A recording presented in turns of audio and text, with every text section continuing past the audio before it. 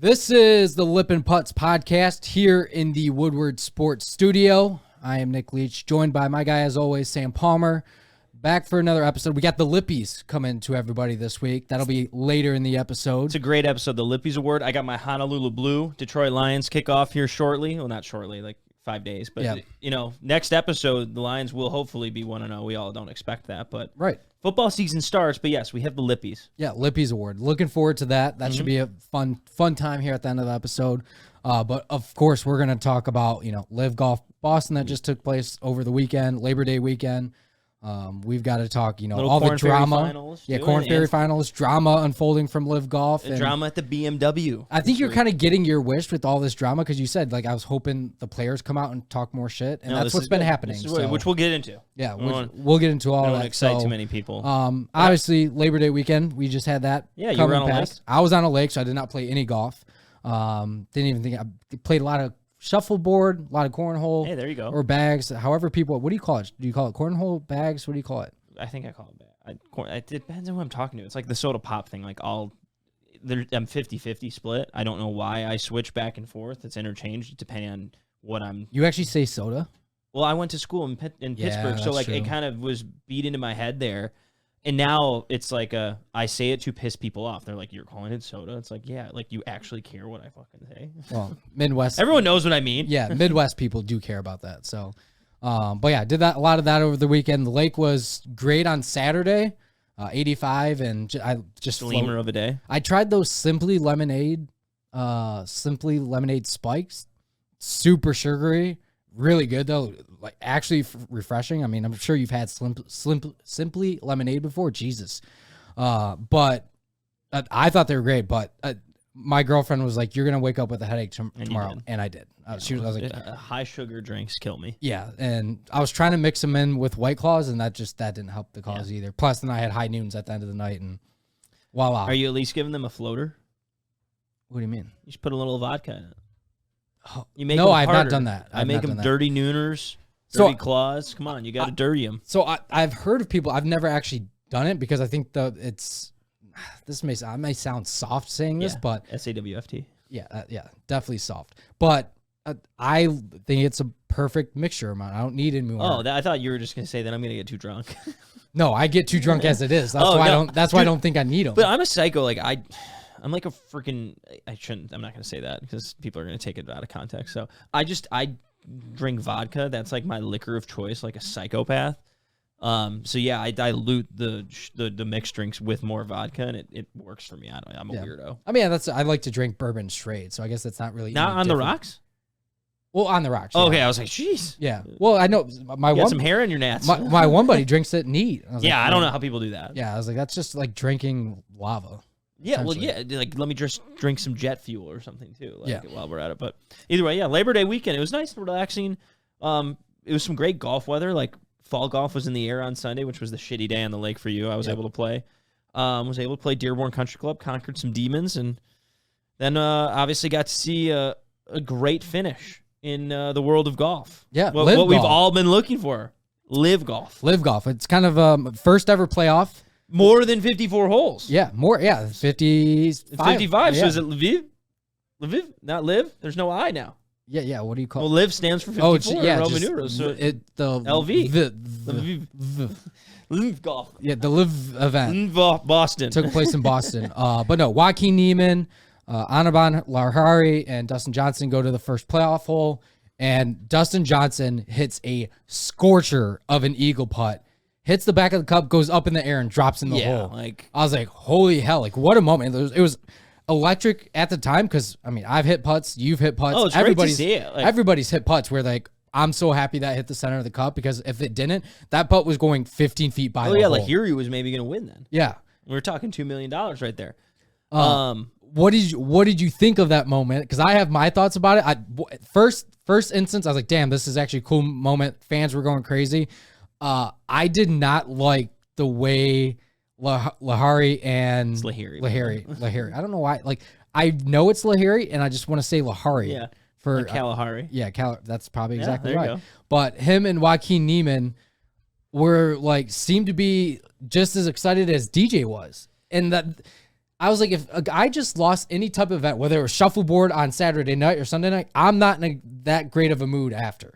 Yeah, now I think what it is like anytime a person makes a putt like that, whether it's the first hole or not, you people tend to laugh because it's like, wow, you just got fucking lucky. Mm-hmm. So like I get, and when there's that massive crowd, the unbelievable atmosphere that LIV Golf was able to capture, it probably causes that emotion to laugh. But yeah, like I'm the same thing. I don't think I don't like when guys knuckle each other in a playoff or when it's them against each other down the stretch of a match or tournament. I'm like, fucking want to go kick their ass. Like I didn't actually I didn't think about that smiling at the time until now that you brought it up. Now I totally know what you're talking about.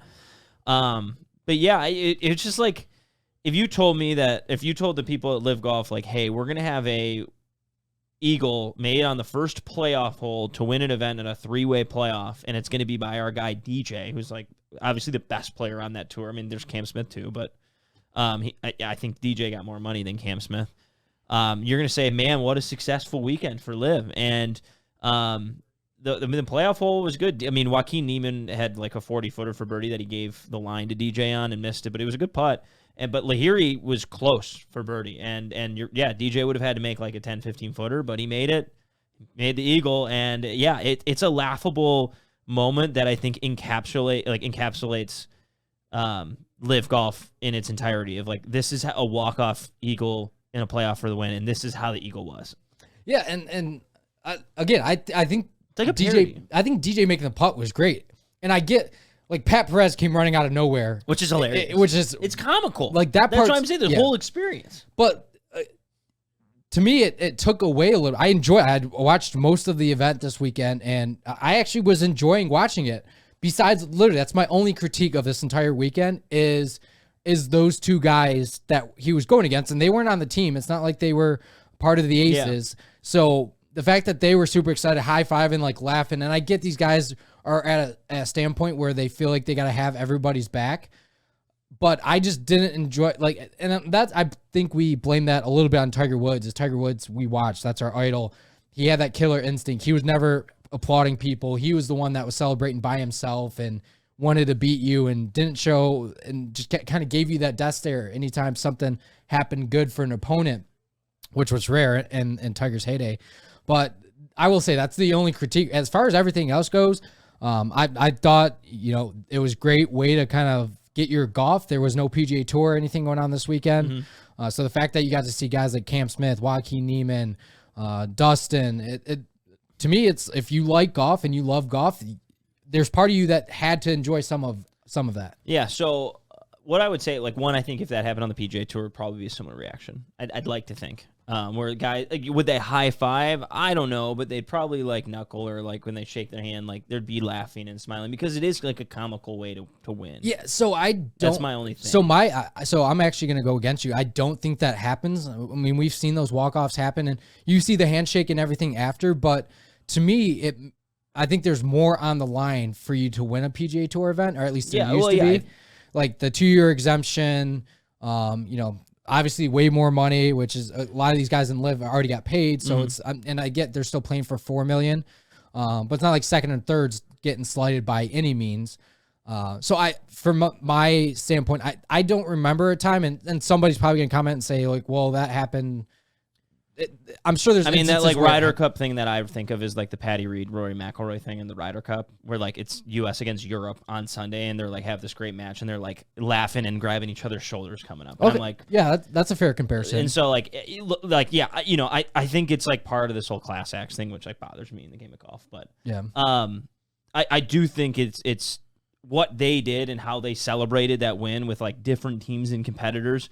Again, adds to the fact of like.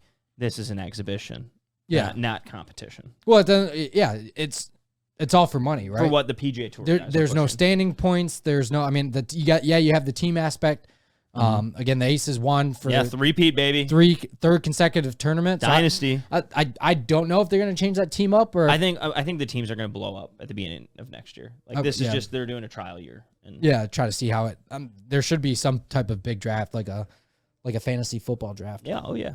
Since we like to talk about that. But all in all, I watched a decent amount in the car on Friday going to the lake. Watched it on, had it on the boat on Saturday, and then Sunday was kind of just hung out inside. So I threw it up on my phone then too. And I will say the amount of golf that you consume is fun. You don't miss a shot out there. Yeah. So I was gonna say, so there's two things I want to touch on. One, yeah, I think when watching it, it was entertaining. It was good to have on. I do think you had like your 4, 5 groups, and there was like a lot of fans, and there was really cool atmosphere, and they like obviously kind of jack up the audio to some degree, and make it a little like louder. And that, but like those groups are cool. But then you have like the rest of the golf course completely empty. Yeah. But it's cool because they're just following along with you, kind of, and they're much closer than normal, which I like. Pertaining to like, I was going to ask about your opinion on the shotgun start. I mean, they do, to the point they show so many shots, you're going to get that almost to a part where it's overwhelming. I was going to say, like, I want to see replays, and like not on every single shot. Don't get me wrong. I'm looking for a happy medium here. I just think it like, especially at the beginning of the shotgun, well, it's like cool action, like bam, bam, bam, bam. Like we're getting so much. It's just the way that tournament finished with, if it's not a shotgun, would be way more entertaining in my mind. Okay. But that there's like multiple different things that we're talking about here. And yes, I think from a coverage perspective, we did get to see a ton of golf. You see a lot more golf shots than you do on the PGA Tour. Yeah. Yeah. And that's part of, I was like, damn, I kind of wish they had something like this on, because, I mean, you get it a little bit with PGA Tour Live, but that's usually just featured group, so you don't miss any of the shots from the featured group. And I get they got way more golfers they have to cover too. But like I talked about it when we did the recap of the U.S. Open, with the Peacock coverage and, going from USA to NBC, both the Thursday and Friday's round, you saw every single shot from every single competitor that was in the field. So that was something I liked. So being the LIV golf standpoint, you did get to see a ton of golf shots. They had Bubba Watson, who's going to be is kind of the captain of the Niblets.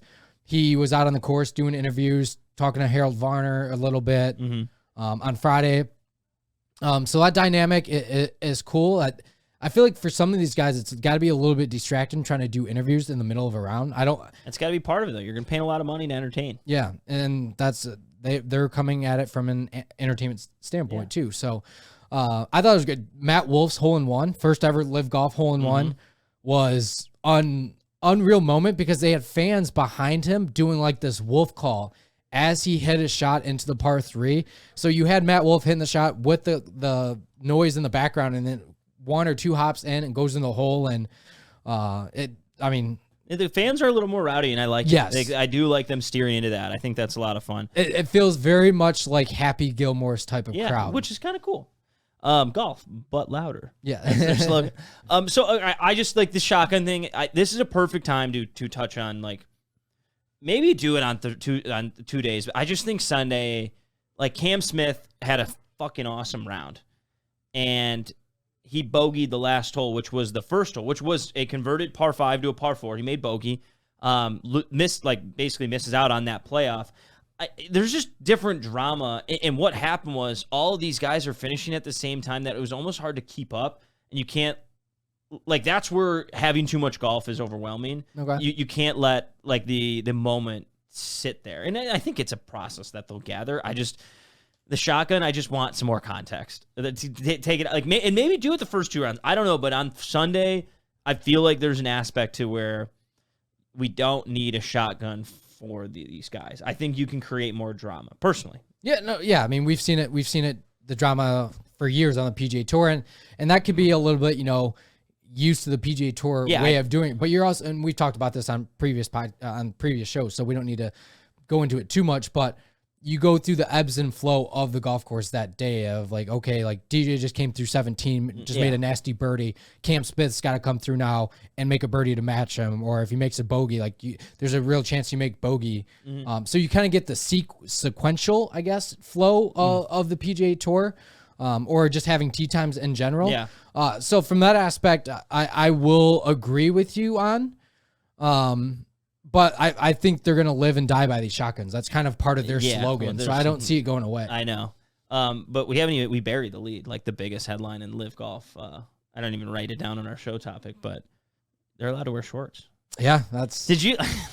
So first off, Greg Norman parachuted in on Friday and Saturday for the start of the event, like parachuted in with someone attached to him, which is just like, again, I think it's funny. Like it's almost a parody. Like I'm not making fun of it. I'm laughing with it. Because I think they're steering into it. I think they're like, let's be as fucking chaotic and stupid as possible because it's funny. Let's put a hockey net in the middle of the fairway. I'm kidding. But the shorts thing, like, we need to somehow repost this on our social media. The way they debuted it was they posted stuff online, and it was Greg sitting there in pants, and then all of a sudden he jumps, and it's a TikTok cut in his shorts. And I was just like, God, this is funny. And they're making, we love shorts. We're a much more like fun tour. It's just funny. Well, and it came on on the night of like in between the Friday and Saturday round too, which made no sense. Like, all right, if you're gonna do something, like you would think to do it in between, like before. Like, why not do it? But yeah, it's almost like they just were sitting there and we're like, you know what we should do tomorrow? It's gonna be hot this weekend. Yeah, you know what? We should just let them wear shorts. And I feel like only half the players did it. Yeah, it might not even been half. A lot of these guys still wore pants on the weekend. Well, part of it too is like, I wonder if the players knew it was coming. Like they probably didn't have it planned out to have shorts. But for the record, like not allowing like PGA Tour players wear shorts, I think that's bogus. Personally, I just think it's so funny that this is like a big deal, and then that they're making a point of, hey, this is why we're so much better than the PGA Tour because we allow our players to wear shorts. Like, it's just funny. I don't know. I can't stop laughing at everything. Not because I don't think it's serious. I like it. I enjoy it. I just find it to be comedic. Well, and again, we've talked about it. They're trying to take the aspect of the entertainment value. You know, doing the TikTok transitions. Like a kid might look at that and be like, "That's kind of cool." Yeah. Oh no, I'm not arguing. Greg Norman, TikTok star. Yeah. Greg the fucking leg, man. But it is wild. It's a bit wacky. It's just we're not used to it in the game of golf, and that's why it's so out of realm or out of character for us to see this going on a professional tour. That it's like I don't know how to take it in yet. There's parts I like about it. It's like a meme. It's literally like a living meme, and I don't like. I keep saying I'm not saying this in a negative way. I don't take it fully serious. I think I've gotten to that point. But it's fun because I'm curious, like, what's the next thing they're going to do? Yeah. And that's what I'm looking forward to. Yes. And what more crazy things, like, is Greg Norman going to be out there in a dunk tank one day? It's starting to turn into... Start hitting stingers and try to dunk him? Yeah. Fuck, that'd be fun. It's starting to turn into what is Greg Norman going to do next? Because he's becoming not a sideshow to the whole thing, but he's really trying to take on the entertainment value of it. And you can tell, back in the day... watching Greg Norman, I don't necessarily think you would be like, hey, in 20 years, Greg Norman's going to be this entertainment star for golf. And that's kind of what he's turning into. But maybe the shock. Hey, the right amount of money will make anybody do anything. Yeah, exactly. Other thing we just, our guy James had a tough week. He did be one player. One player did shoot. C1 Kim, I think was his name, 87, followed by a 63. And so that just has to beg the question I'm going to ask you is like, that is a 24-shot difference. Now, the guy in professional golf shooting 87, that's bad. Like, he can obviously go shoot 60. Like, that's way up there. But, like, back-to-back days, he improved by 24 shots. Have you ever had anything where, let's say 18 shots. I think I've had 18 shots a few times in my life. There might have been one time where, like, 2 days later, I improved on, like, almost 25. No, I mean, I go in streaks. So, for me, I've never had that happen from my game. Like, I will say, I think my high round of the year... I guess you do like your high round. So my first round of the year, I didn't practice at all or anything during the winter. So I got my excuses out of the way. When I went and played Torrey Pines, I shot 92 the first day.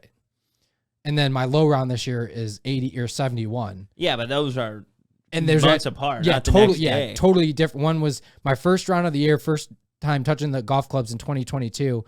And then the other time was in the middle of June when I've been playing a bunch and practicing a bunch. So, I've never...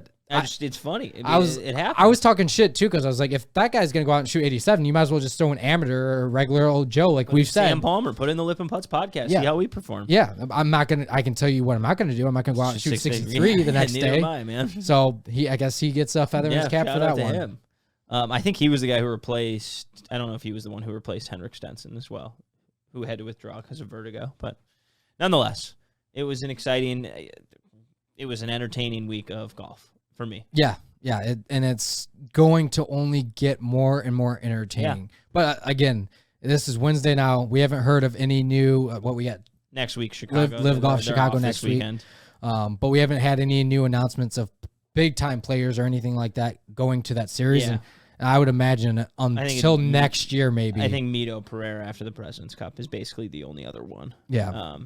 Which we'll get to. Our President's Cup captain's picks came out. But I think before we even move on to some other stuff in golf, we got to talk about this upcoming week. We have the BMW PGA Championship, which is at Wentworth. It's a not European Tour, a DP World Tour event.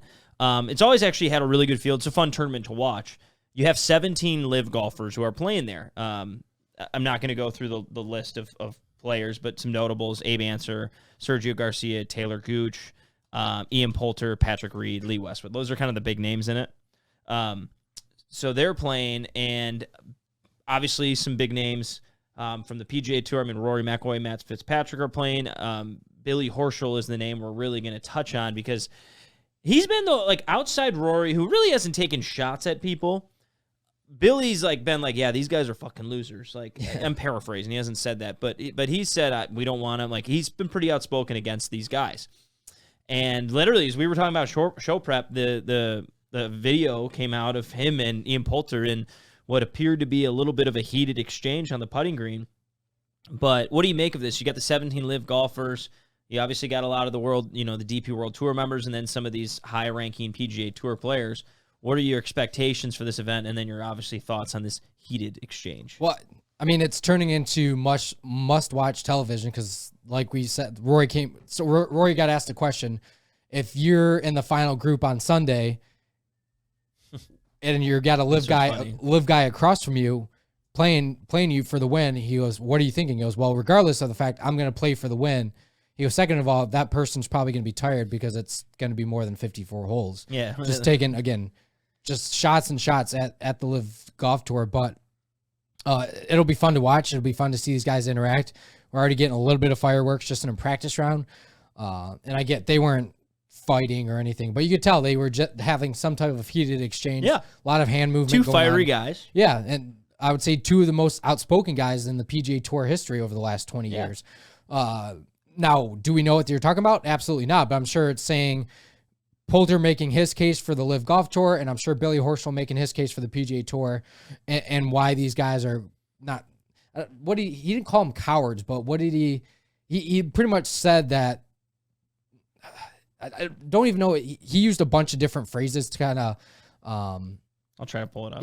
To go at them with. He goes, these guys have never supported the DP World Tour before. They're essentially just using the DP World Tour to get official World Golf ranking points because they know they're not going to get any by playing in the LIV Golf Series. Yeah, so here's what he said. He specifically mentioned Ancer and Gooch. Abe Ancer, Taylor Gooch, ... You've never played this tournament. You've never supported the European Tour, which for the record, Billy Horschel is a big European Tour supporter. Yep. Mm-hmm. Why are you here? You are here for one reason and only, and that's to try and get world ranking points because you don't have it. It's pretty hypocritical to come over here and play outside LIV when your big thing was to spend more time with family and want to play less golf. So he's basically saying these guys go and say, yeah, I don't want to play as much golf. I want to spend time to focus on my blah, blah, blah, foundation, all these things. Yet now they're going and playing in these events to get their world ranking points so they can play in majors. So it's no, you weren't doing that. He's just calling them out for those things. Yeah, because they're trying to do the walk around, right? Yeah. They're trying to play LIV Golf, and hopefully they're hoping the major committees let these guys play in the 4 majors every single year, which Phil Mickelson came out and said he fully believes that he's going to be playing at Augusta come April. And then Bubba was basically if they don't want me, then I don't want them. Right, which is kind of Rahm also was somewhat critical. He didn't name any names, but he said, what I don't understand is some of these players have never shown any interest in the European Tour, have never shown any interest in playing this event, even after being given opportunity but now just because they can get world ranking points, hopefully make majors next year is why they're playing. A perfect example, a good friend of mine is the first one out on the entry list right now. It doesn't hurt me, but it does bug me that somebody who has played over 20 European Tour events this year cannot be given the opportunity to play a flagship event because some people that earned it to an extent are being given the opportunity when they couldn't care less about the event. So I do think there's merit behind it. Oh, absolutely. They have a point. And one guy, Patty Reed is a guy who's been European. I think he's one of the lifetime members on the European Tour. Along, like they made a big deal about him and like Arnie, and it's not a big deal to get that. He just actually accept it. But a lot of guys have not supported the European Tour. They've gone to the PGA Tour. That's where the money's going, and now they're seeing specifically like Taylor Gooch and an Answer who've never done the European Tour. Right. Like all of a sudden they're playing. So I think there's merit behind it. But also these guys, they through the court systems in London or whatever, allowed them to play, and so and the only reason they're catching so much flack is just because none of them came out and really said. I mean, not none of them. Some of them did.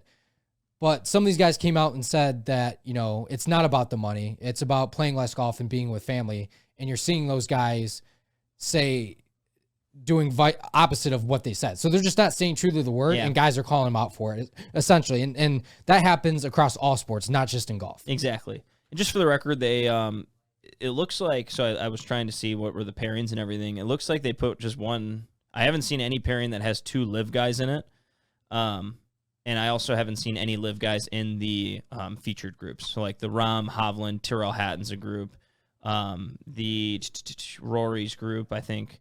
Rory, Fitzpatrick, Horschel, Fleetwood, Rose, Lowry. So they're not putting the LIV guys in the featured groups, and they're only putting them by themselves, not with other LIV people. So whether that's a big deal or not is a different story. Well, I mean, we kind of saw that with the U.S. Open the Open Championship. But they put them all together, I think. Or that might have been the U.S. Open. They put them all together. Yeah, you're right. Yeah, the Open Championship. Remember, they were putting guys with no name type players in the past, and I don't think any of them ended up. Maybe DJ ended up in a featured group, but I don't think any of them ended up in a featured group as well. So I think that's, as long as those guys are on LIV Golf, I think that's a trend you'll continue to see as long as it's a DP World Tour event or a major championship. Yeah. No, exactly. And that's, So it's an exciting event. Again, it's kind of coffee golf. You wake up in the morning. There's some busy things going on, aka Detroit Lions, and everything like that. But if you're able to watch it, it will be an interesting tournament. I would love to see a LIV golfer in contention toward the end, specifically with some of these big names, whether it be a Rahm, a Horschel, or a Rory. Just because I think that there's going to be a lot more extra wanting to win than ever, and a lot more, if I lose, this matters more than me just losing this tournament. This matters more to a lot of other people other than me. Well, and I hope you get like bigger. I feel like it could also ignite bigger like celebrations. Yeah. And maybe some shit talking. Yeah. Which we've been waiting for. We want this. I think this is, and I don't appreciate. I like where Billy Horschel's coming from. Dude just made his first President's Cup, first team event ever, and he's like, "Fuck you guys, fuck the world." Yeah, not the world, fuck LIV. But we're burying a few different things. But yeah, I just thought it was a good transition to go into that LIV stuff because there, of course, is always going to be drama. Yeah, LIV's always going to have some especially drama. with these guys. They seem to be speaking out more and more as the year goes on, which we've talked about it. Bring it on. We like the shit talking. We're here for the drama, and these co-branded events between DP, PGA Tour, LIV Golf. Now you get all of that in one, and I think it's going to draw a bigger audience than it would have normally got come this time last year. Yeah, exactly. So we talked about the President's Cup. Teams were set. So obviously there was the 6 automatic qualifiers. We just mentioned Billy Horschel was a captain's pick. Obviously, guys who are playing in LIV are not able to play in this, but we'll start with the Americans. So the 6 automatic qualifiers: Scottie Scheffler, Cantlay, Schauffele, Burns, Thomas, and Finau. So pretty good start, 6 right there. Then if you look at captain's picks, obviously I assume Spieth was kind of a lock to make it, and Colin Morikawa, so that got you to 8. But all 6 of these were technically captain's picks. So then you had Cam Young, which should have been a which lot. I think was a good pick. Yes. Yeah, I mean, we'll talk about people that they could have chosen, but it was Cam Young, Max Homa, Billy Horschel. I actually think those guys were all proper picks. Correct. Especially with the guys you can't take and LIV. There's no Bryson, there's no DJ, yada, yada, yada. Will Zalatoris has a hurt back. I think those guys all make sense. Kevin Kisner ends up being the last guy on the team. I don't think the course is a good fit for him. I don't think it matters. He's a match play player who's clearly been able to play very well in match play, so I don't think any reason not to, especially based on, we can talk about people who missed.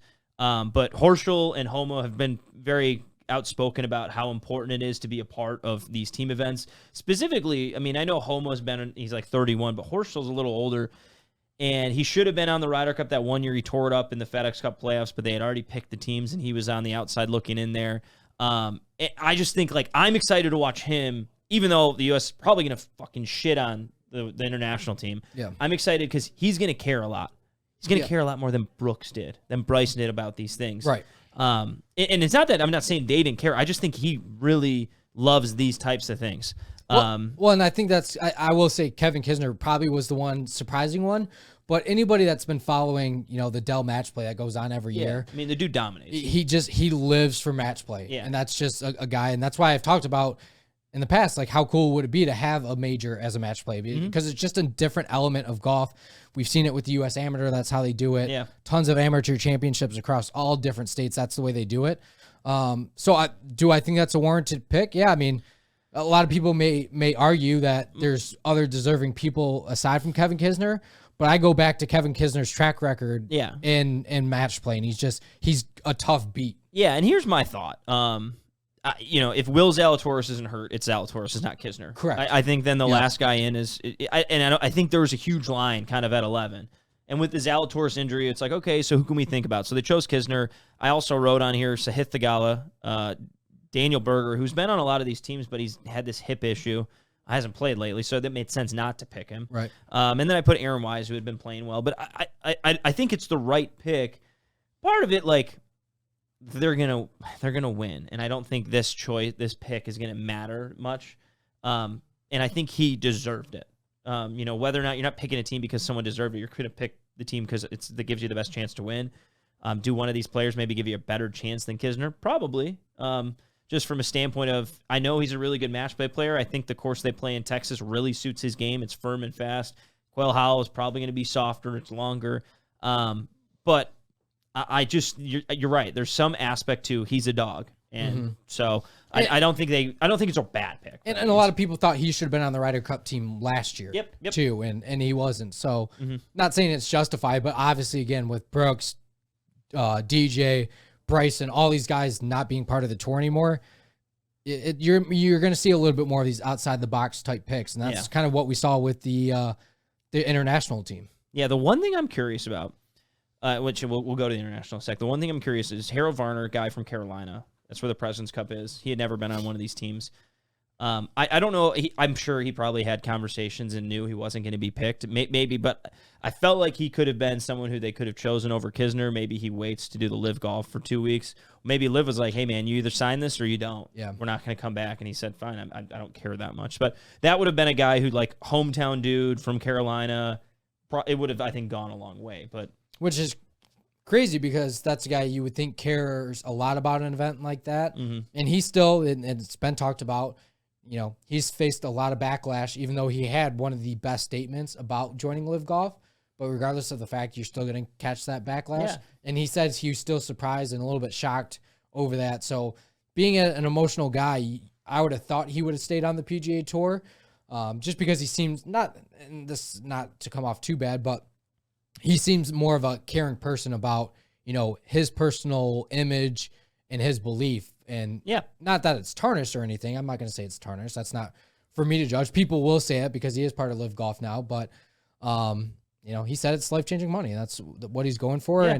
And you play these President's Trophies and Ryder Cup formats, and they don't really pay out. So exactly. So Nate, here I'll go through the President's Cup. So they had 8 automatic qualifiers, 2 of which defected and went to LIV, in Cam Smith and Joaquin Niemann. So they actually ended up making 6 captain's picks. But as I go through these players, I want to match them up against the guy in the United States team. So their number one guy, Hideki Matsuyama, solid player. If you want to match him up against the number one guy in the Americans, Scottie Scheffler. Yeah. Cool, good match. Not going to sit here and try to point anything. Scottie will probably win that more often than not, but I think that's a good solid group there. Okay, next guy, Sung J.M., solid player. Okay, he's going against Patrick Cantlay on here. Another good one. That's cool. Okay. Next one, Joo Young Kim. No one knew who he was until 2 months ago. Not saying he's not good, but nobody knew who Joo Young Kim was. He's 21 years old. He did win on the PGA Tour. You match him against Xander Schauffele. Okay, so we got a little bit of a gap there. Next guy, Corey Connors. Really good ball striker. He's a good player. Not saying he's bad. Hasn't really won a ton. He's matched up against Sam Burns. So Sam Burns might be one of the weaker players on the team just from a standpoint of notoriety. Right. But okay, cool. Still doing somewhat okay.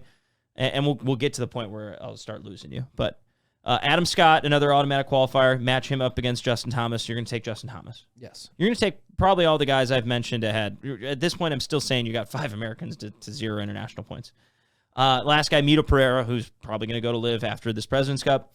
The last automatic qualifier for the U.S., Tony Finau, one of the hotter players in the world right now. So, again, you can see some competitiveness, but it's been depleting, slowly. Pretty good gap there. So now we go to the captain's picks for them.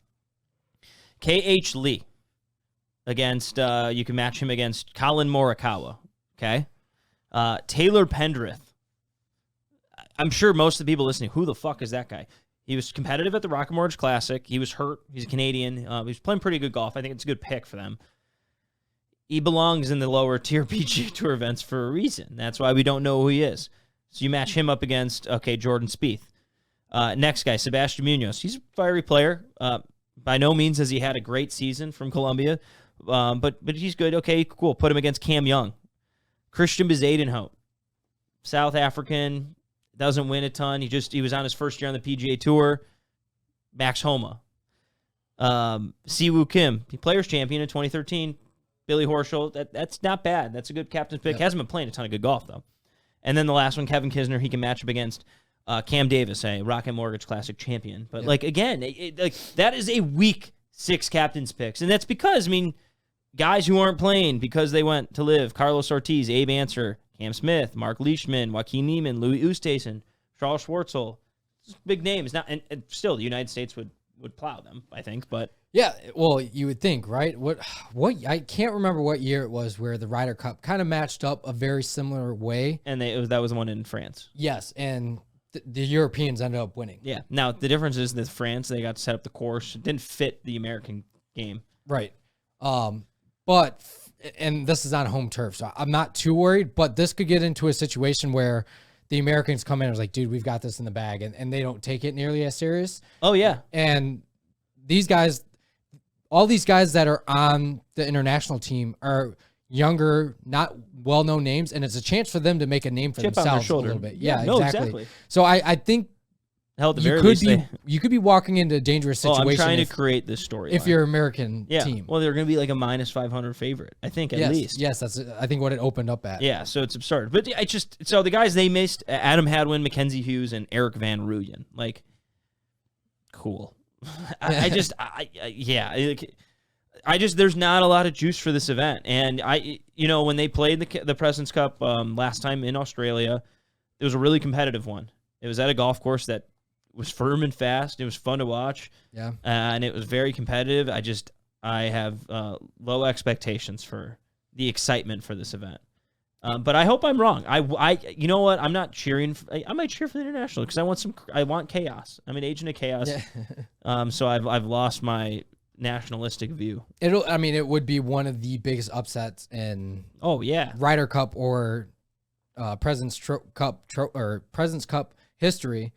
But I don't think it's going to be as big as a blowout as people think, just for the lone reason is these guys are competitors at the end of the day. They're all good players for a reason. Match play can get very weird sometimes. We've seen it happen in the past. So, as you know, for guys like me and you, we know a lot of the names on the international team. So for us, it's going to be enjoyable watch. You're not going to get your casual golf fans that know Cam Smith now, who know Brooks, who know Bryson. They're not going to know who Tom Kim is. Yeah, who's exactly. the 4th qualifier for them. Tom Kim's an awesome dude. Yeah. I scared him at the Rocket Mortgage Classic. And how many people do you think really know who Cam Davis or Taylor Pendereth is? Especially Pendereth. The only reason is because we've talked about him and we've talked about him several times on the Lippin Putts podcast. Yeah. Well, we have a golf podcast, so you talk about it. Yeah. This is why I say, it was hard to do this year, but this would have been a year to make it 24-person teams or make it 18. I don't know, 6 women, 6 men, 6 women on both sides, 12 men, or you do 12. I just think you could have had some fun with that. Yeah. I don't know. That's just a random thought. And that could be something they do moving forward, especially if this happens to turn into a massive blowout, for the Americans. I would imagine some changes would be coming to this event. Exactly. So I just wanted to touch on that. I guess, was there anyone you thought that was missed, or I think we talked about them all, but no, I don't. of course, I would have loved to see our boy Sahith. Yeah. Would have loved to see him on the President's team. So here's my one question I think that's worth exploring. I think there's an aspect to generating or developing, getting some experience, exposure in these events, in these team events, President's Cup, Ryder Cup. Do you think now, like, Kisner doesn't have a long runway, meaning future in his career, future in these team events. Would it make more sense to try and bring in someone like a Sahith Theegala, who's a rookie, hopefully will be a guy who will be competing for these teams in the future, to have him experience this for the first time compared to, like, bringing Kisner along and just having him there. I guess, it's the whole thing. Do you want to develop them or do you care about winning more? And obviously when you're a captain, all you care about is winning more. I'm proposing that question because this is a podcast. Yeah, I think I literally the thought was sitting there, so I didn't want you to think I was ignoring you. But maybe they thought Kisner was owed one, and I think which is very well. It's a good reason. And I think a lot of golf fans and they want to see him in this type of event. I know I do. And looking at it from a standpoint is if Sahith keeps going at the rate that he's playing, he's eventually going to get a couple wins. He's eventually going to continue to get top fives, top tens, and he might automatically qualify into a Ryder Cup or a President's Trophy the next time it comes around, or President's Cup, excuse me. So I think they look at it from a standpoint as like, all right, we got Cam Young. Like Cam Young was a no doubter, right?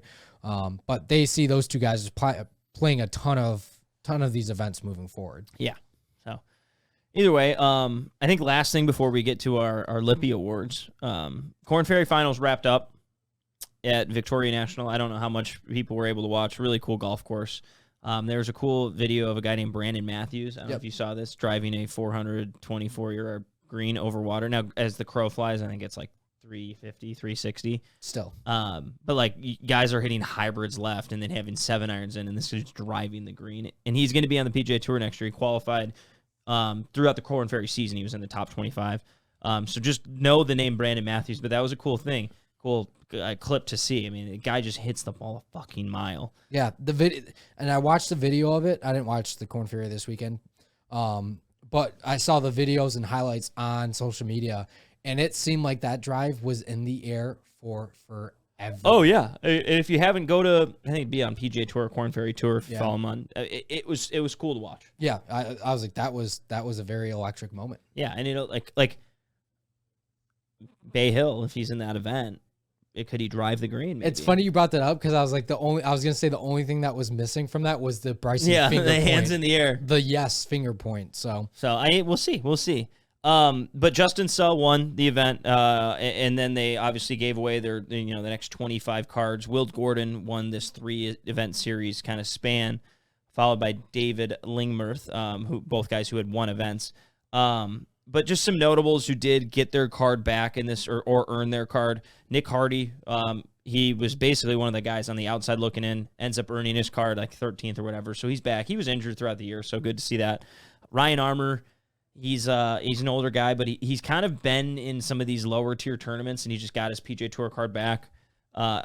Brent Grant, there's some good stories, feel good stories about him. Brian Stewart, and then the veteran, Air Force veteran, Kyle Westmoreland. So he was the 25th guy who got in. He was quoted afterwards. He's like, I don't drink, but give me a beer. Yeah. All-time quote. So I just, like, that's a cool story. I mean, a guy who served the country was able to go through, this and earn his card. I think it's exciting. So, yeah, those obviously looking forward to next year, just names to watch out for because, like we saw in the past, Cam Young, Sahith Theegala, 2 guys that we talk about a ton on this podcast, were in their positions season ago. And Will Gordon, who won this kind of 3-event series, he's a guy who earned his card 4 or 5 years ago and kind of has been struggling. So we'll go through. We'll kind of talk about the 50 Korn Ferry graduates at some point, maybe next week as the PGA Tour begins to kick off with the Fortinet and Max Homa defending. But I mean, it's exciting. Those guys, I mean, it's juxtaposing that from the LIV. It's just way different because, one, these guys are laughing. They've made it to the pinnacle of golf, and they're getting the money that in their minds they deserve. Then in this Korn Ferry, it's a huge milestone and a huge accomplishment for them to now earn a spot on the PGA Tour, and so it's cool to see that too. So yeah, you're getting so many different dynamics in golf right now that just eating it up, eating it all up. Gotta just enjoy it. But I think it's time for the Lippies. Yeah, first ever Lippy Awards that we kind of just spun into existence last week. Yeah, but since the PGA Tour is done and over with. Yeah, I think the season kicks off next week with Fortinet. So we thought, all right, let's go through the Lippy Awards, which kind of encapsulates the entire PGA Tour season. Yeah, and our podcast of what kind of where our thoughts and everything lay at. Yeah, and so just for the record, we probably forgot a few things. It was a long season. There was like 50-something tournaments. So give us a break if we missed something. But I want to start with the holy shit moment of the year, because I think that's a good way to kick these things off. Absolutely. We have the 4 nominees. We'll kind of go back and forth, but the first nominee I was able to put down was the 18th at Augusta when McIlroy and Morikawa ended up chipping in together and then like enjoying it and laughing and class acting, blah, blah, blah. That was a pretty crazy moment just with that scene and everything and being the second to last group, both the guys holing it out. Yeah, I mean, I guess it literally just kind of got me lost for words because I was talking shit about the guys on LIV Golf celebrating and stuff. Those guys... It was different. Augusta were not playing to win. They were 5 shots behind Scottie, I believe. They were enjoying the moment. Yeah, they were enjoying the moment. And the crowd reaction on 18, the fact that they both did it from the bunker, that'll be a memory that I think I have for a long, long time as one of the more fun moments that come from outside of someone not winning the event. Perfect. I think it's time. I'll let you do the last two. I'll get this next one. The Friday weather at the Players I put down as the holy shit moment. I don't know how many people remember it or how crazy that was. That was a bigger draw from getting what tee time you got. I think it was like a 4 or 5 shot difference in scoring average. But there was guys hitting like 6 irons on 17 at the Players, which is like a 150-yard hole. Guys usually hit wedges and 9 irons too. They're hitting 6 irons. And sometimes you'd see them catch up in the wind and just float and come right down in the water. Sometimes the wind wouldn't hit it and it would go screaming past. But it was just, that whole day was crazy to watch. I actually forgot about that until I saw it on the notes. You put it in there. I was like, kind of forgot about that. I was like, I'm glad I have not found myself in that situation at TPC Sawgrass. Oh, yeah. No, that would have been tough. All right, our other 2 nominees, we've got Zalatoris' ball that, sat there and bounced and didn't go in the water at the St. Jude Classic, where he ended up getting his first ever career win. And then withdrawing next week. Yeah, well, injuries do happen, Sam. I know. Coming from one guy with a back problem. Yeah. So that was, again, not as big as a moment as it could have been if he had to go there and play the shot to win. And then the 4th nominee that might be my personal favorite is Harry Higgs and Joel Damon at the Waste Management Open on the 16th hole, taking their shirts off and swinging them around to the crowd and get all those guys fired up. Yeah. That's one of my favorite events of the year. And obviously those are 2 guys that were, personalities on the PGA Tour. And not Joel Damon, but Harry Higgs was being harassed all week to get him to take his shirt off. And he said, no. And then out of nowhere, he kind of just did it on the 16th hole. So, what a moment. But I guess we didn't really pick winners. So I guess. Well, no, I'm just going to ask you, which one do you want to choose? I mean, you choose, I'll choose. We might not agree, but it's okay. I think my moment is the Harry Higgs and Joel Damon. I think we put that in the last second because we couldn't think about anything, but I'm agreeing with you. I think, okay. I was getting like. I think if the ball on the rocks, if he hits it on the rocks, different story. I think it was watered down. Because the chip-in thing, they didn't win, so I kind of lost the luster on that. Correct. The Friday weather was crazy, but no, these dudes took their shirts off in a PGA Tour sanctioned event. And the PGA Tour, they slapped them a little bit on the wrist, but they were kind of they embraced it. Yeah, it's great. And it was right at the start of all the LIV Golf drama too. And these are guys, and PGA Tour is supposed to be the classy and the gentleman's game. And the class. This is something we'd expect to see on a LIV Golf event, I guess. I know, and that's why, maybe LIV might take it. They're going to go, the 13th hole is the shirts off hole. Yeah, you guys which would be awesome. Get them off and going. So I think that was a great holy shit moment. He actually did it. Well, we talked about Zalatoris, so why don't we do the Zalatoris of the year? And that's AKA our rookie of the year. Yeah, well, not the rookie. Is that the rookie or the breakout? Oh, the breakout player. Yeah, sorry. It's weird because Zalatoris was never considered really a rookie because of his whole situation. So the guy who was a name that maybe a ton of people didn't know that really kind of broke out this year. And so we put in 3 names. I'll start with Tom Hoagy. He went to the finals of the FedEx Cup finals, that last event at the Tour Championship, but he had a really good start to the season. He won his first PGA Tour event. Nobody knows who this guy is. He doesn't look like a good athlete. But huge year for him. So I felt like it was worth, bringing him in there. I think of Hoagy, like the Hoagie sandwiches too, every time. And he likes himself some hoagies. Yeah, I mean, how could you not? I'm just guessing. You want to do Tom? Yeah, my guy, Joo Young Kim, our second nominee, or Tom Kim, or as I like to walk up to him and say, "You're the fucking man, Tom," and scare him a little bit. But a guy that really made a name for himself after the Genesis Scottish Open, had a chance to win it and bogeyed his last hole, which I think he ended up finished tied for second or third. Yeah. That last hole, I mean, everybody made a bogey on that last hole, so no fault of his own, although I know he wishes he would have had it back. And then eventually ended up getting his first career win about a month later. Yeah. After the fact. So 20, at the time he was 20, he might be 21 now. Yeah. I don't know exactly when his birthday President's is. Cup member, But just kind of a guy that stole the show over the last 3 months. Like, really came out of nowhere. Yeah. Then the last nominee, Sepp Straka, a guy who I put him in there because he went to the Tour Championship. He was a boomer bust candidate, fantasy football, a guy who's either going to get you 0 points or get you 25. And in fantasy golf, that was it. He was either going to be very competitive in the top 10 or he was missing the cut. Yeah. Had a good season, won, lost obviously in a playoff to Will Zalatoris in the FedEx Cup playoffs. So a good year, but I guess who's your Zalatoris of the year? Tom Kim.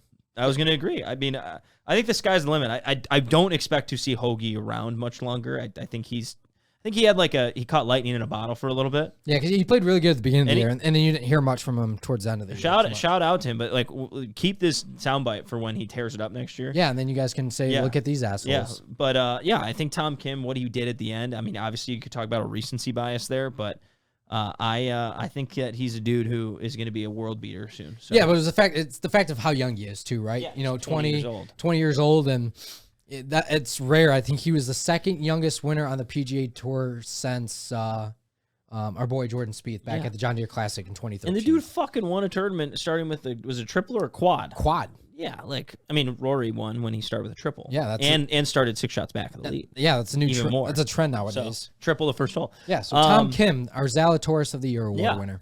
Well, how about you? We talked about the rookie. Why don't we do the rookie of the year talk just to kind of get make sure we get through our Tom Kim conversation? Yeah, and Tom Kim, obviously anher candidate. Probably don't need to say him again. Nope. Anything. We all know his accolades. And then our second player nominee. Shout out to our boy Sahith Theegala. Just an unreal rookie season. Had a chance to win at the Travelers, but obviously had that mishap happening on the fairway bunker on the 18th hole. Yep. Still devastated for him. Still. Yeah. But he had the lead at the Waste Management. He had a great year. Yeah. And I think fared pretty well throughout the majors. Went to the Tour Championship. And now he's going to be on the PGA Tour next 2 years. He's exempt in all the majors next year. So just a great year. But I think this award's kind of unanimous for our next contestant. Yeah, which is Cam Young. Yes.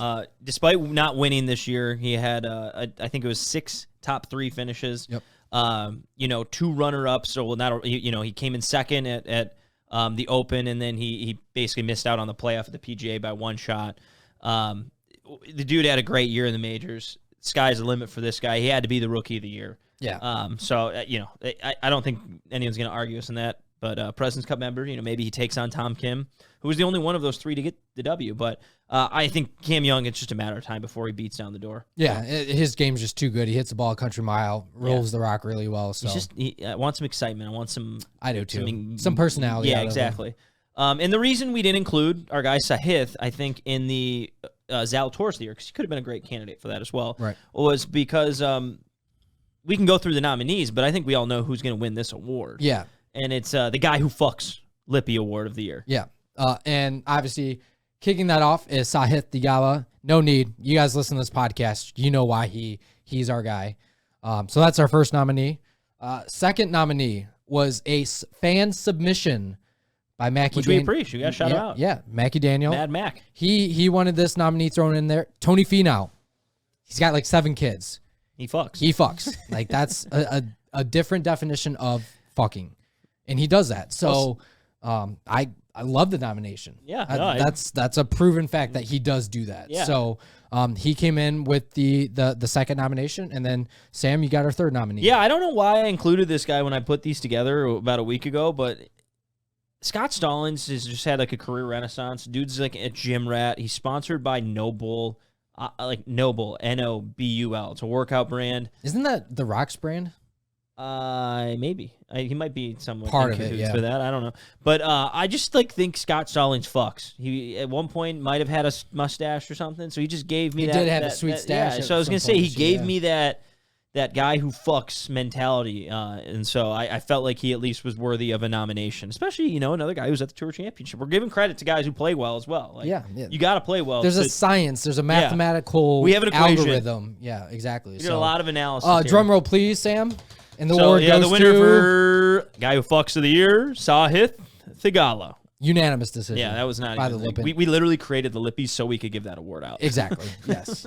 So there you go. Congrats, Sahith, on your first ever Lippy Award. All right. Well, now I think we're gonna spin it back. We talked about. We haven't talked about LIV. Well, we've talked about LIV a ton on this podcast, but I think we ought to touch on the LIV Golfer of the Year. And we put in 4 nominees here. Honestly, this could go either way. We might have different opinions on this. Actually, I'm going to throw in a 5th nominee that you don't know about. Well, do you want to do that last or right now? Yeah, no, I'll go last. Okay. So you read off all the other guys? So I'll read off the guy who just had the walk-off eagle, Dustin Johnson. He's just their best player, part of the 4 aces. They've won 3 times. You got to love what he's doing with that team, with that organization. Definitely looking toward the future for the 4 aces. Could be great. Everyone, hopefully you understand my sarcastic tone here. But he's the best player on that tour, at least who's been there from the beginning. So I put DJ there. Which is fair. Patty Reed, he's the guy who stole the Lippin Putts idea of the LIV Golf versus PGA Tour Ryder Cup style event. So got to put him on there. Has not had a great time playing in it. Nope. But then I'll let you carry away with the next 2 guys. Next 2 guys we got on the list. Bryson DeChambeau. Again, just one of the bigger names that left. I think a lot of people did not expect to go, but weren't also surprised at the same time too. So, he hasn't fared that well either, much like Patrick Reed. Like he's been higher on the leaderboard than Reed has, but he's also coming off of a hand injury this year too. So I'm not surprised by kind of his performance. Yeah, and to be honest, we put him in here because it was a business decision. It was a business decision, and he was one of the first to kind of acknowledge that. So I'm just going to take this name off. I don't know why I put Brandon Grace there. I think he won the second event. Yeah, I couldn't think of another name, so I'm just going to. All right, so sure, he got a shitty nomination, but give us your 5th name. I mean, this might be the unanimous decision, but Pat Perez. How could Pat Perez not be up for LIV Golfer of the Year? 3-time champion in the team event. The aces don't get it done without him. So I think you have to throw Pat Perez some type of nominee in this situation. Yeah, well, I love what that was a good one. I didn't know where you're going with this, but I'm trying to basically look up how much money he's made in 4 events, what his scoring average has been. I think he said he's doubled his amount of money in career earnings. So here we go.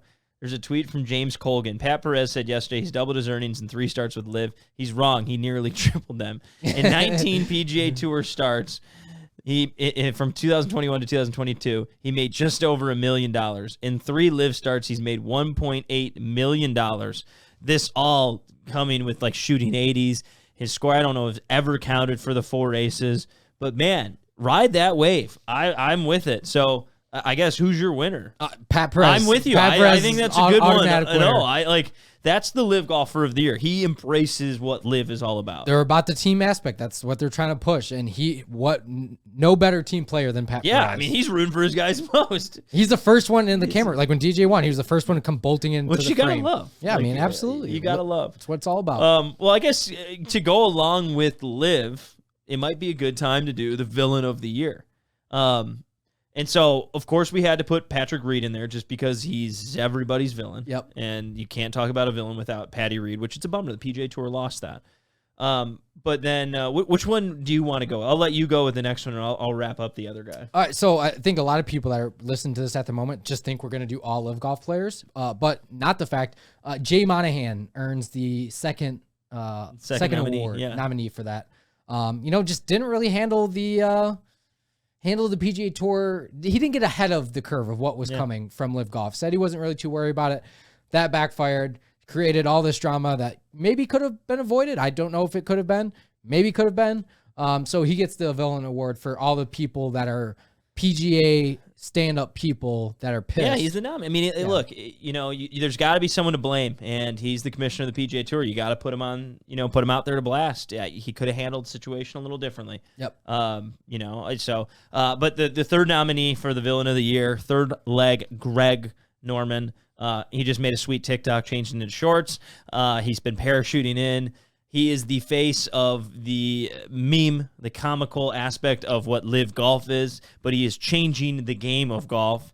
So we needed to throw him in there. I personally think he is my villain of the year. I don't know if you agree. This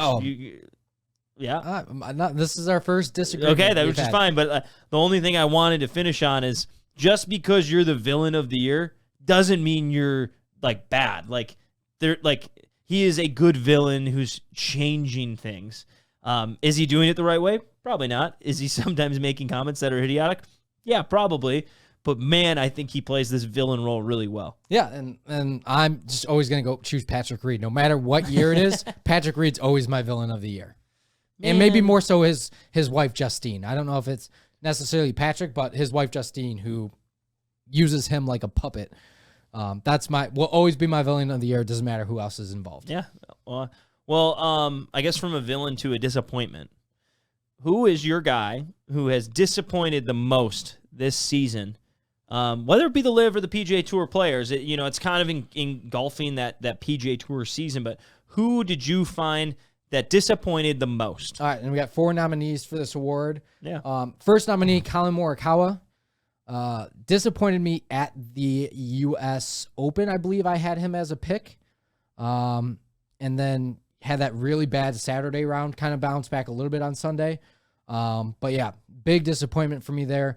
Thought honestly he got 2 majors very, very quickly. I thought there was a chance he'd get a third one and be one away from the career Grand Slam with having the PGA Championship, PGA and the Open Championship. So thought maybe there's a chance he'd get a U.S. Open or a Masters this year. So not that he had a very down year, but just, I had higher standards for him. Yeah, well, again, just because you disappointed didn't mean you had a bad year, but I think based on the expectations we have for a guy like Colin Morikawa, it was an off year for him, for sure. Next guy I was going to go with Jon Rahm.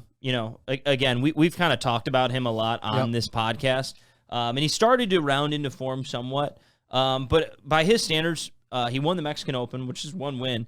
But it has not been a good season. It has not been great in the majors. He has not been nearly as competitive. And maybe it was because last year he was just that good. His floor, meaning how bad he could play, was so high that when he'd have a bad week, it was T15. But there's just a lot of tough finishes kind of in the upper 50s. He's still making cuts, but based on what we expected out of him, he didn't play well. He really wasn't that competitive in the majors.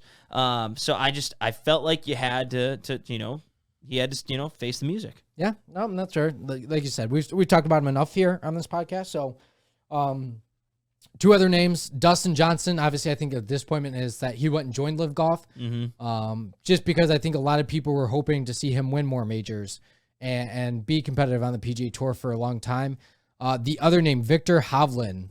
And just one thing on DJ, I think if he doesn't go, I'm curious what happens to the fractured golf world if LIV ends up happening. If it's as successful in getting other players, he took a lot of bullets. Yeah, he didn't. But he got a lot of. You're right. He didn't take a lot of bullets. He got a lot of money. But if he doesn't go, I'm curious if you get the next couple waves that came after. Do you get the Cam Smith? Yeah. Do you Brooks, Bryson? Because those guys didn't do it just right away. Right. Yeah. He kind of started open, and like we said, he didn't catch a lot of bullets, so maybe these guys thought they weren't going to either.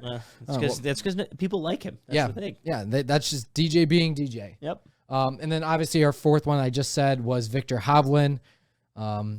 Just not a really strong showing outside of the Open Championship this year. That was a guy that I had a lock to miss the cut at the Open, and then ended up finishing, was tied with Rory going into the final round.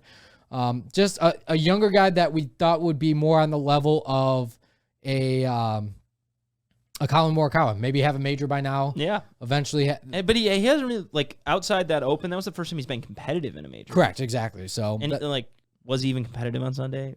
No, I mean, he was tied for the lead going into it, but he quickly fanned out. But after his top 10 at the Players, he had one top 15 finish, and that was the Open, up until finishing 15th place in the Tour Championship based on their 72-hole score. So just look, he's playing against a lot of guys. He at one point was ranked number 3 in the world.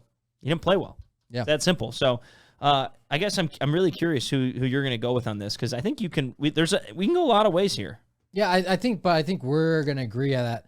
I think we expected Jon Rahm to have a To better season, and that's my pick. Okay, I was going to go with Viktor Hovland. Okay. Both guys who we expected to see more, and I think they're both good picks. They disappointed for what we need, and the problem, like, Viktor Hovland can't chip the ball. It is so bad. He's like 210th on tour. There's 210 guys on tour. Yeah, he's such everything else is so good. Look, I talking to a guy who had the yips. Like, you can have chipping yips, and I don't think he has it. I just think he's bad. But like, at some point, figure it the fuck out, man. Yeah. Or just hit every green. I don't know. I mean, that was DJ's weak spot for a long time, and why he didn't have a major, and why he wasn't competitive in the major event. So maybe it's going to take something like DJ and just to completely change his wedge game. So we'll see, I guess. It could be. Well, I guess, we got, I think, 3 awards left to go through. 4 awards. I'm curious about your opinion of the rivalry of the year.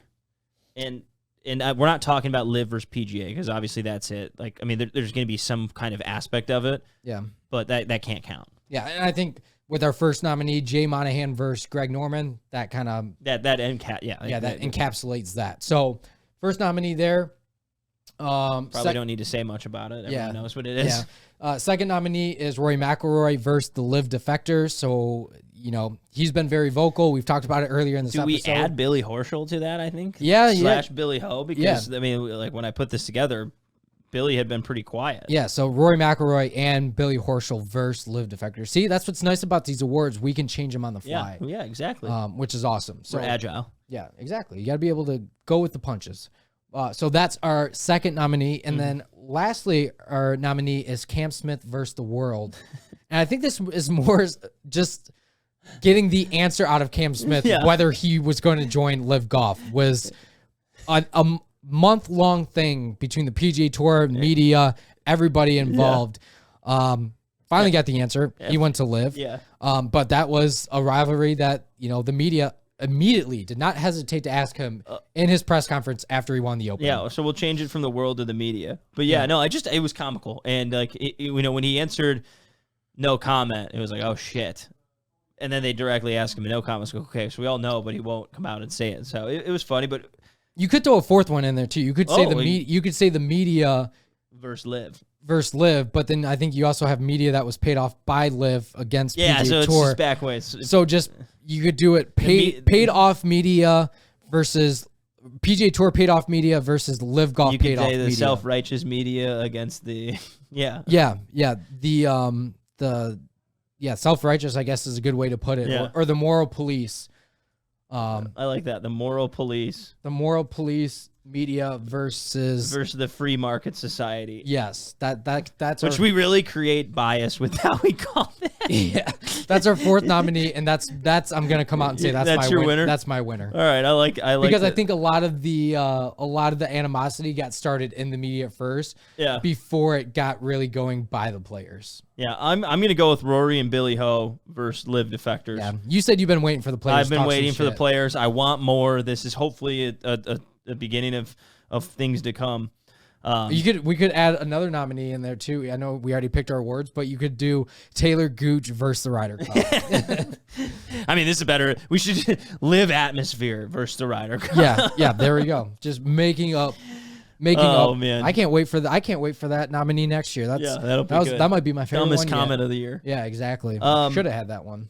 So what do you want to do? Non-major or the major of the year? Let's do the major of the year, because I think this is an easy decision. Yeah, so the major of the year, the only one we didn't include in here was the Masters. It was a runaway. Yeah, nothing against Scottie. He boat raced people. And so you got the Open Championship with Cam Smith winning.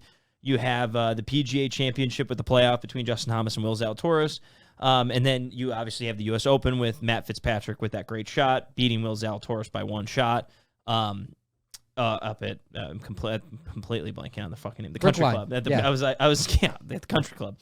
So I'm curious, where are you going to go? I think I can guess where you're going to go, but we might. This is a different opinion one, I think. I as much as I loved the U.S. Open, as much as I loved it, we got a 3-hole aggregate playoff between Will Zalatoris and Justin Thomas for the PGA Championship.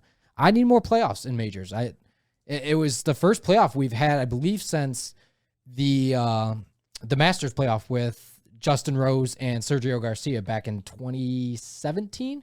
That's crazy. It was 5 years. Yeah, so we had missed that. So that's reason number one. While it takes the cake for me. Got it. No, I think that's a good one. I thought you were going to go with the Open Championship, which is weird, and then I'm choosing the Open Championship. Oh, okay. But I said I thought we were going to be different, so that just contradicted myself. But I went with the Open Championship. When a guy is down 4 going into the final round and blitzes the field, it was very competitive down to the end, and at the old course, St. Andrews, the home of golf. That back 9 charge that Cam Smith made, and then Cam Young kind of coming from the ashes, making that eagle to make him make birdie in the last hole. Yeah, it was exciting. You had Rory there. I mean, there was a lot of drama, and it wasn't late at night. I love myself some morning golf, so I gotta throw that in. All right, I like it. I can appreciate that. Non-major of the year. Non-major of the year, first nominee, which is an event we kind of already touched on, the Waste Management Open in Phoenix. Scottie Scheffler took home the title after battling our guy Sahith. Kind of really the first glimpse at Sahith. That was, yeah. I mean, that was his coming out party.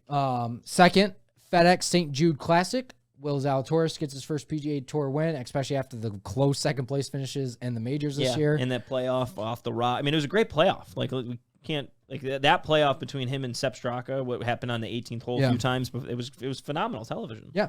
And then our third nominee is the RBC Canadian Open. With Rory Mcilroy taking home that title. Very much anticipated. He was coming in that week very hot. Obviously was the big name that was playing in the event, and then he stepped up and took care of business just before the Open. So and it was competitive. Justin Thomas was there at the end. I mean, we went into Sunday being like, this is gonna be a fun Sunday. I think another one that just popped in my head that's not on this list is the RBC Heritage, the week after Spieth won the Masters, where Spieth and Cantlay were dueling it at the end, and Spieth made some pretty big putts. We're gonna on the forget stretch. a few, yeah. So I mean, that I like how we're doing this. I had some cheeseburgers for lunch, and it really helped. My brain's juiced right now. I'm remembering a lot of stuff that I did not put in the notes. So definitely good ones. But I think the FedEx St. Jude, watching Zalatoris finally get that first win. Again, I said it before. It was like a weight lifted off my shoulders watching him get that victory. So you were like, man, I've lost a lot of years of my life watching Zalatoris not win. Well, you're just waiting for him to make that big putt, and he finally actually made it to make a bogey on the last hole to win it. So I'm gonna go with the Waste Management Phoenix Open. It's my favorite event. It leads you right into the Super Bowl, which is always awesome. But the crowds, the fine, that back 9 creates for a lot of fun golf shots. You have 15, 16, 17, 18. But I think what we forget is that was the start of Scottie Scheffler. Yeah. It was his first win. That's how many times he's won this year. His first win was in February this season, and that's how great he's been. It was the start of, he had been playing well, but that was when he won 4 of 6 events. And poor Sahith, he came back and Scott Scheffler was able to beat him, but that was a competitive Sunday as well. I just think what it meant and how it started the rest of the career, the season for Scottie Scheffler, that's what I'm going to go with. We've disagreed on 7 in a row. Yeah, I know. Trust me, when we started agreeing on a bunch, I knew it wasn't going to last very long. Yeah, thank God. One more award before we actually get the Player of the Year award. Okay. Comeback Player of the Year. This is unanimous decision. Tiger Woods.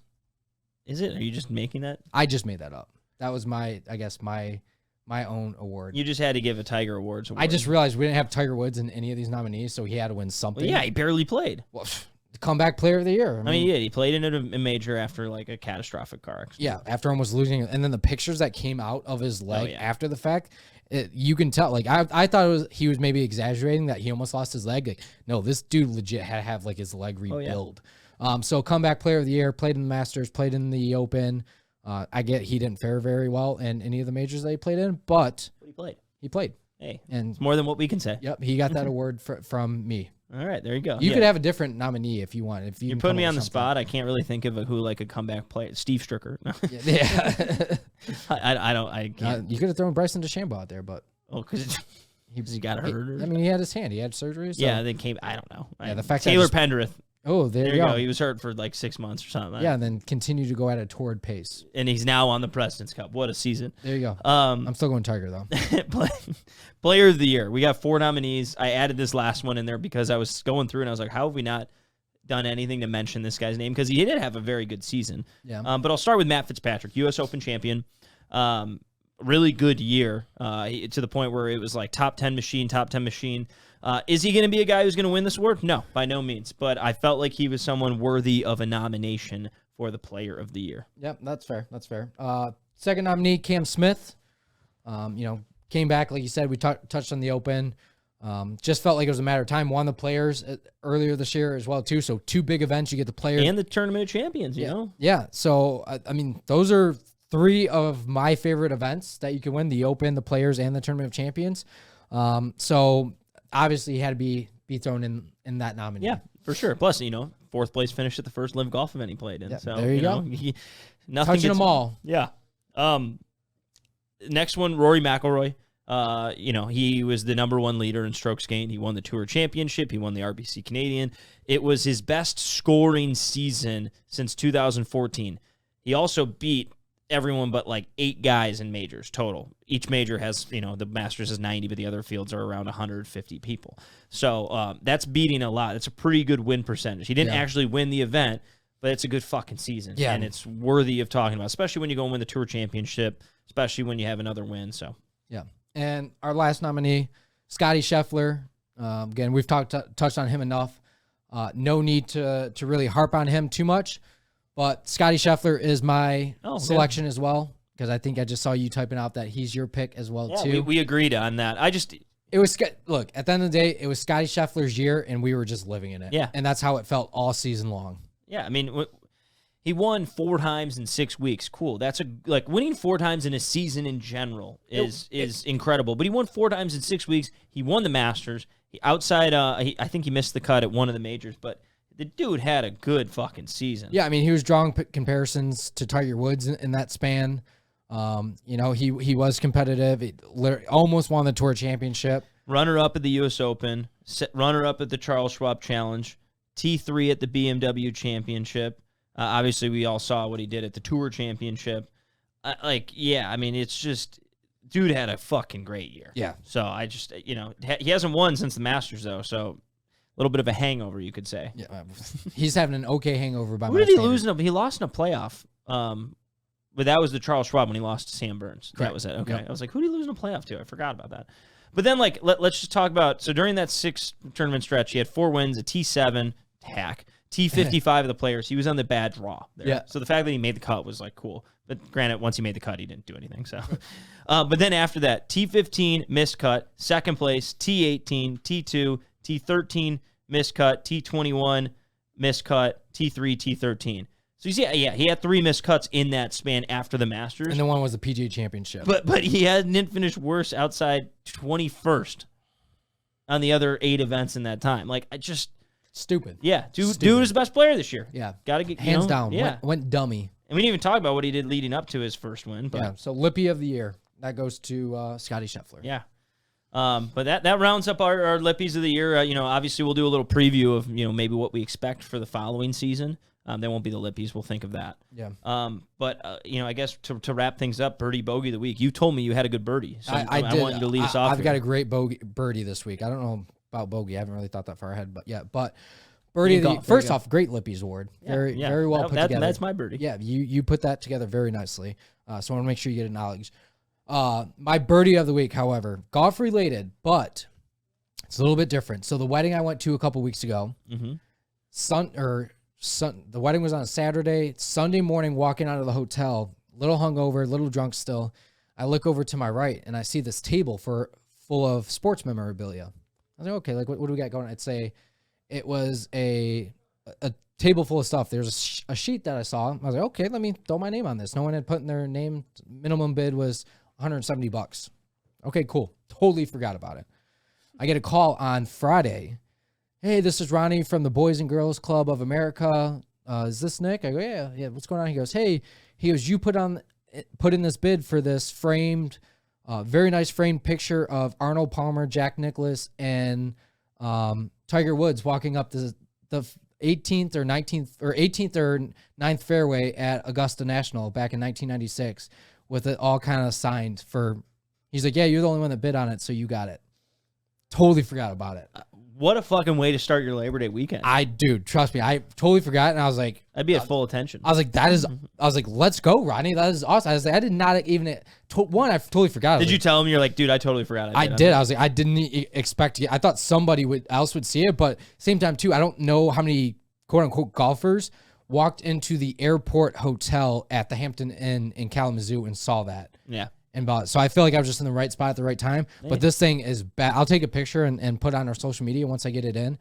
This thing is badass. And it's got the signatures of them all too? It's not like the actual signatures. Oh, it's like a printed one. But it's like a stencilograph or some shit like that. Yeah, either way. Yeah, and big words. Well, that's awesome. It's a big pit, like one of these guys. Yeah. Probably about the same size as one of these. Well, fuck, 18 by 24 for the people just listening to it. So yeah, I'm very pumped. It's very rare that you get a photo with those three guys, let alone at my favorite tournament, which is the Masters every year. No, so very pumped about that. Well, that's exciting. Yeah. All right, my birdie of the week, I conquered. You hate when I do golf related stuff. All right, Honolulu Blue Lions are back, and I don't really care that the Lions are back. Just football's back, man.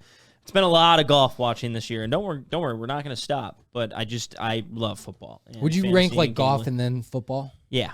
I mean, well, I'm going to get ridiculed for certain things. I would rate certain golf, like majors, certain events. I would. Okay, that's fair. Wait, like there's probably, I'd say there's 10 events that like I'm making sure I'm watching these events. The 4 majors, the players, the waste management's one of them. But then it's like nothing beats NFL Red Zone on Sunday. Yeah. Just sitting watching my daily fantasy team not get in the money. Like I love that. Yeah, feel all the emotions. So I'm just jacked up for that. Right, so birdie is football's back. Birdie's football's back on a golf podcast. My other birdie was I conquered my demons at Dearborn. I've never like broken 87 there. And what'd you shoot? I shot 74. Okay, but nice. I purred my bogey of the week as I purred my way in. Yeah, I purred. If anyone cares, it's house cat. I bogeyed 15, 16, and 18 to shoot 2 over. So yeah, well, you realized you were conquering your fears and just like you coasted in. Yeah, I don't know. I don't know how what I did that day to actually play well. I just like hit the ball straight. Nice. But it's much easier said than done. Yeah, from a guy easy, who easy. hits it off the map. Yeah, I hit the ball straight that day. It was easy. Yeah. All right, my bogey of the week was the weather on Sunday. I know it's kind of lame, but I was really looking forward to sitting in the lake all day on Sunday, and just drinking high noons and all that fun stuff on Labor Day. But it was very overcast, kind of drizzling.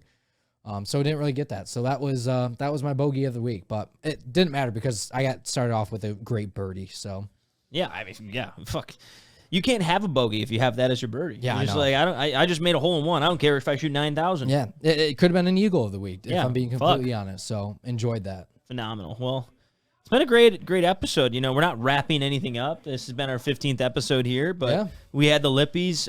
You know, obviously the PGA Tour season's getting started, so we'll kind of. Even though it's getting started, the fall is not a huge thing in the world of golf. We'll have some live stuff to talk about and a few things, but obviously we're going to kind of slow her down here a little bit. Yeah, I mean, you get from the standpoint of get BMW. I guess is one of the bigger fall events we're getting. This is basically the biggest this year, and then it'll get real quiet until the President's Trophy or President's Cup. I keep calling it President's Trophy because of hockey. No, all the. I think of always the NHL. Oh, I think of all the events that I ran as assistant golf pro. We always had President's Trophy events, not President's Cup. Yeah. So President's Cup, I'm gonna get it ingrained in my head before that week happens. So well, there you go. But yeah, that's a few weeks from now. So yeah. So again, enjoy football this weekend if you're gonna watch that. If you're a fan of it, but if not, enjoy the golf. It's starting to get that end of the year feeling, that fall type weather.